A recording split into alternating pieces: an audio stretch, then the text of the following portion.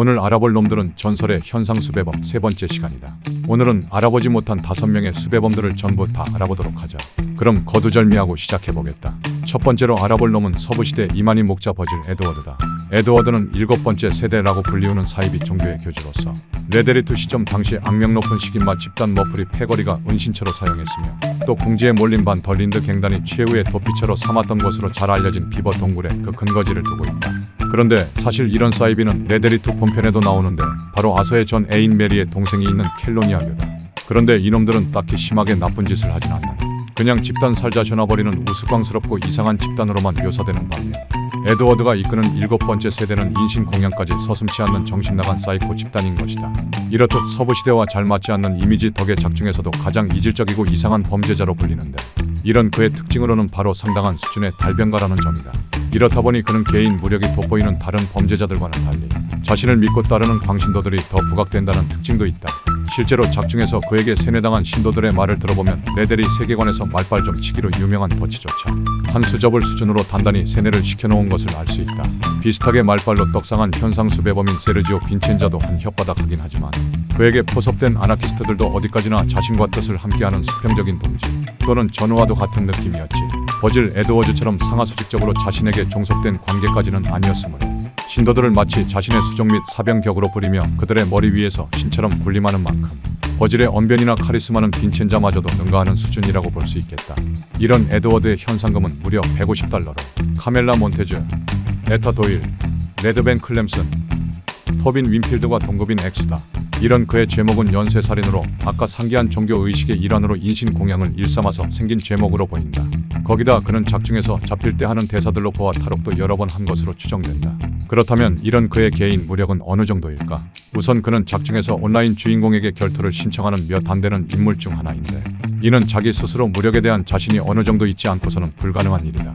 거기다 실제로 역사적으로 말빨이 좋은 사람들은 혹여나 말이 안 통하는 정신병자들을 효과적으로 상대하기 위해 몸을 단련한 무력으로 그 무지몽매한 이들을 손수 가르쳤던 만큼 에드워드 역시 아마 어느 정도의 무력은 지니고 있을 확률이 높다. 물론 그래도 다른 현상수배범들에 비하면 족밥이 맞다. 그리고 에드워드 본인도 이를 잘 알고 있는지 태양으로 빚어낸 철갑옷과 투구를 낀 채 싸움을 걸어오기에 초창기엔 카멜라 몬테즈와 함께 가장 까다로운 보스 중 하나로 손꼽히게 되었다. 그나마 카멜라는 파괴법이 탄생하고 위용이 많이 줄었지만 에드워드는 여전히 고수들조차 아차하면 리트를 하게 될 정도로 어려운 보스전으로 남게 되었다. 두 번째로 알아볼 놈은 레데리 세계관에서 가장 미스테리한 놈들 중 하나인 울프맨이다. 울프맨, 즉 늑대인간이라는 이명 외에는 밝혀진 게 없는 전설의 현상수배범들 중에서도 그는 가장 미스테리한 인물이며 그의 의복을 보면 한때 사냥꾼 출신이었겠거니 하고 대강 추측만 내볼 수 있는 게 전부이다. 울프맨은 레데온 시점인 1898년 기준 엠버리노 주 이사벨라 호수 인근의 설원에서 은둔해 있는 모습으로 등장하는데 다른 전설의 현상수배범들과 비교했을 때 울프맨만의 특징적인 요소라 한다면 그것은 역시 늑대인간이라는 이명 그대로 그가 다수의 회색 늑대를 부리고 있다는 점이다. 여기까지 보면 오히려 다른 현상수배범들보다 덜 위험한 거 아니냐 생각할 수 있는데 실제로 이렇게 야생 동물들을 길들여 부대를 이끄는 전술은 과거 중세시대쯤에나 효과적이었지. 신식 총기가 발달한 현대에 와서는 그냥 덩치 큰 샌드백에 지나지 않는데 이는 군대와 같은 고도로 전문화된 무장 집단들 사이에서나 그렇게 통용될 법한 소리고 민간인들 기준에서는 생물병기가 여전히 효과적이고 강력하다. 끼켜봐야 리볼버 한 자로 리피터 한정 들고 있는 일반인들에게 20여 마리 늑대가 때를 지어 돌격하면 그날로 늑대들의 좋은 한 끼 식사가 될 뿐이다. 당장 레데리원 주인공인 존 마스턴도 늑대한테 물려 죽기 일보 직전까지 갔고 레데리2를 망겜이라고 하는 사람들의 90%가 초반부 설산 늑대 하나 제대로 못 죽여 재미없다고 접은 경우라는 걸 생각하면 늑대는 우리 생각보다도 더 강력한 동물이라는 걸 알 수 있다. 그렇다면 이런 울프맨의 인게임은 어떨까? 안타깝게도 레데리2 늑대들은 물속에 들어간 플레이어를 공격하는 모션이 따로 없는 바람에 그냥 물속에 발만 담근 채 총질로 다 정리해버리면 끝나는 에타 도일과 더불어 누워서도 깰 수 있는 개족밥 보스전으로 전락해버렸다. 거기다 울프맨 본인도 변변찮은 무장도 안 한 채 맨주먹으로 달려들기 때문에 정말 간단하게 포박이 가능하다. 이렇다 보니 울프맨의 작중 현상금은 가장 낮은 100달러로 세실 시터커, 바바렐라, 알카사로와 동급이다. 세 번째로 알아볼 놈은 레데리 세계관 최연소 범죄자인 세실 시터커이다. 터커는 작중에서 겨우 20살로 25살인 카멜라 몬테즈보다 5살이나 어리다. 그럼에도 그는 100달러라는 거액에 현상금이 목에 걸리며 전설의 반열에 오르게 되었는데 이런 그의 죄목은 바로 살인과 방화 한 건이다. 물론 살인과 방화 둘 다 중범죄인 건 맞지만 겨우 이걸로 100달러나 걸리나라는 생각이 들 것이다. 그러나 여기서 중요한 건 저지른 범죄가 뭐냐가 아닌 그 범죄 행위로 누구를 죽였는가이다. 그가 죽인 인물은 바로 당대의 사회적 약자이자 취약 계층에 해당하는 가난한 부녀자와 아동이다. 설정상 그는 한밤중에 생더니의 빈민가에 위치한 어느 집으로 몰래 침입하여 거기서 취침 중이던 모녀를 잔인하게 살해하고 추가로 방화까지 저지른 혐의로 인해 지명수배된 쾌락살인마이자 사이코패스인데, 예나 지금이나 아이를 건드린 범죄자는 같은 범죄자들조차 상종하기 싫어한다. 쓰레기 중에서도 탑급인 범죄인이 그의 목에 100달러나 걸린 이유를 제대로 알 수 있다. 실제로 레데리 세계관에서 애들을 죽인 인물은 오드리스콜 갱단, 마이카 벨, 머프리 패거리 정도뿐인 걸 보면 터커는 저들과 동등한 수준의 상종에서 난들 10세라는 것을 알 수 있다. 돌아와서 이런 터커의 무력은 어느 정도일까?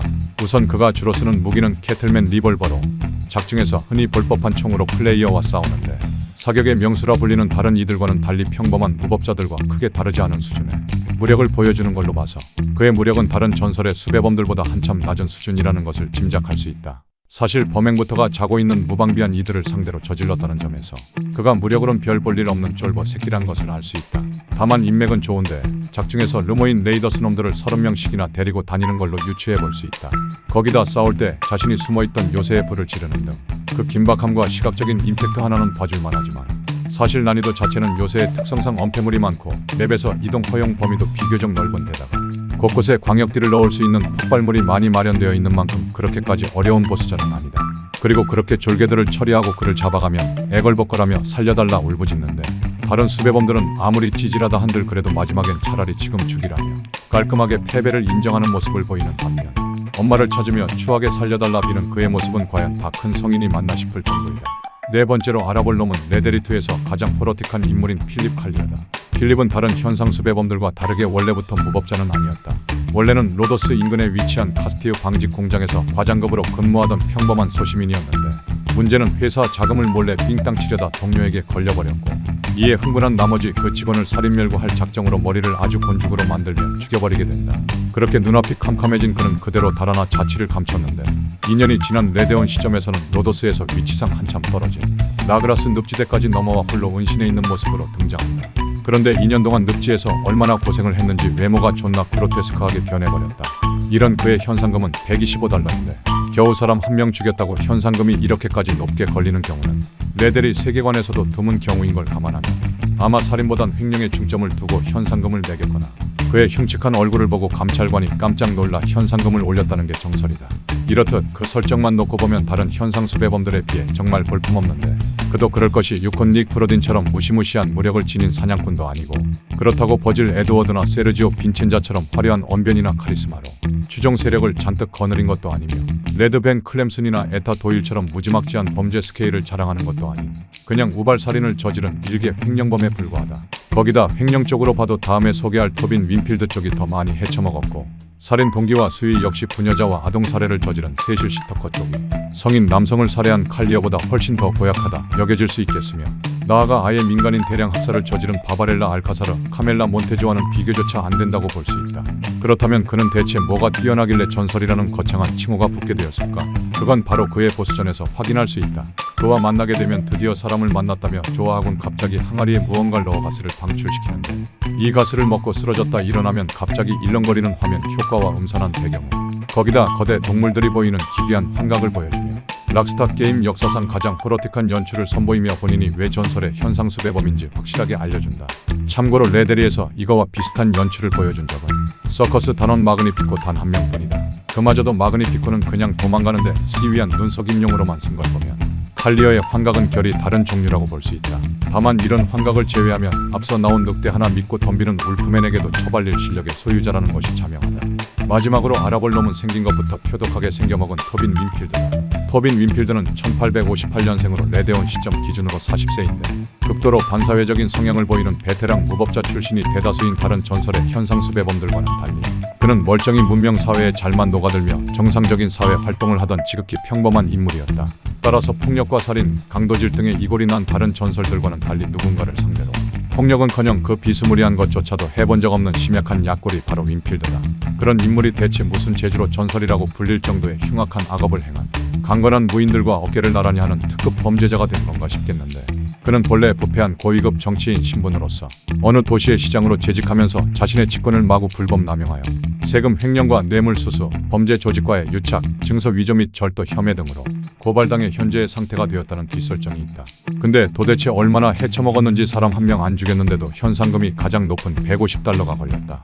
다른 $150짜리 거물 수배범들은 하나같이 자신이 이끌고 있는 갱단의 우두머리이며 또한 다수의 열차 강도질, 민간인 밀법 집행관 학살, 연쇄 살인 등등 보다시피 어지간한 무법자들은 후환이 두려워 엄두도 못 낼 대형 범죄들을 기본으로 깔고 들어가는 거물들인데 이런 이들과 어깨를 나란히 한다는 것은 시장으로서 그간 세금 삥땅 쳐먹고 또 뇌물도 사양 않고 건네는 족족 받아 처먹으며 각종 이권을 내다 팔았던 게 정말 어마어마한 수준이었던 모양이다.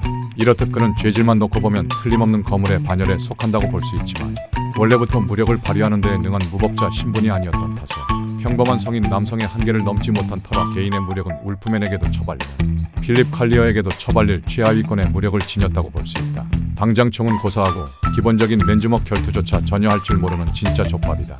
그래서인지 그는 사소한 저항조차도 하지 않고 순순히 투항하는 유일한 전설의 수배범이기도 하다. 그럼 보스전은 어떻게 진행되는 거냐 물을 수 있는데 바로 토빈과 유착 관계였던 정치 깡패들로부터 배신당의 역으로 그가 지니고 있는 증서를 가로챌 목적으로 저들의 추격을 받아 그들로부터 토빈을 보호해서 안전하게 경찰서로 인도하는 게 보스전이다.